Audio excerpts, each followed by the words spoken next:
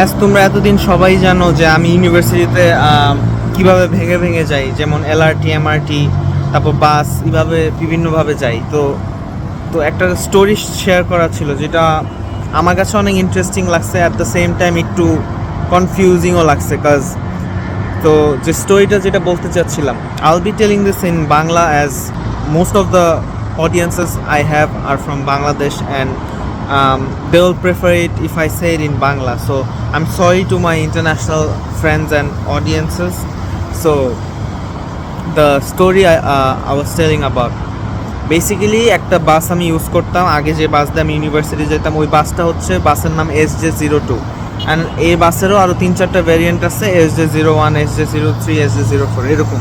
তো ওই বাস আমাদের এখানে ইও করা যায়, বাস ট্র্যাকও করা যায়, যে কখন কোনটা কোন জায়গা দিয়ে আসবে, কোন কোন স্টেশনে থামবে, কোন কোন জায়গায় থামবে। তো এরপর হঠাৎ একদিন আমি বাসার থেকে বের হয়েছি, তো চেক করতেছিলাম যে কই আছে বাসটা, কী আসে বিষয়, কখন যে পাবো। তো হঠাৎ করে দেখি ওই বাসটার ওই যে লোকেশনগুলো দেওয়া থাকে ওইটা অফ হয়ে গেছে, মানে দেখাচ্ছে না। আমি ভাবছি যে অ্যাপের হয়তো কোনো প্রবলেম। আমি তাও ওয়েট করে আসি যে হয়তো বাসটা আসবে, হয়তো অ্যাপে কোনো প্রবলেম হয়েছে। পরে বাসও আসে নাই, সবাইকে জিজ্ঞেস করলাম, ওরাও বলতে পারতেছে না। এরপর আমি ভাবলাম যে কোনো হয়তো সমস্যা হয়েছে, পার্টিকুলারলি সকালে। বিকালে বাসায় আসার সময় সেম, বাসের কোনো খবর নাই, আশেপাশে কেউ বলতে পারে না।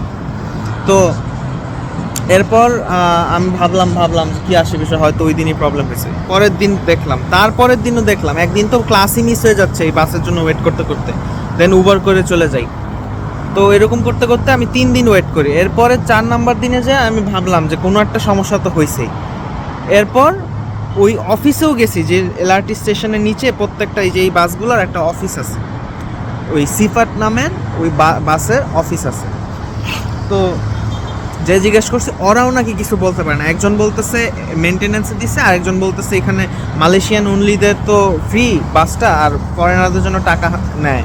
তো ওই কারণে হয়তো একটা কনফ্লিক্ট হয়েছে, এটার কারণে মানে শিওরও বলতে পারতেছে না। তো তাই আমি এই স্টোরিটার নাম দিব আ বাস দ্যাট নেভার কেম ব্যাক। ঠিক আছে, যে বাস আসলে একদম উধাও হয়ে গেছে, মানে আমাকে নামায় ওই দিনই আর নাই হয়ে গেছে ওই বাসটা। ঠিক আছে, আর না হলে 10-12টা বাস তো ছিল, সবগুলো একসাথে এরকমই হয়ে যাবে, কোনো না কোনো প্রবলেম হচ্ছে, ওরা কোম্পানি থেকে অফ করে দিছে। সো এটাই বলার ছিল।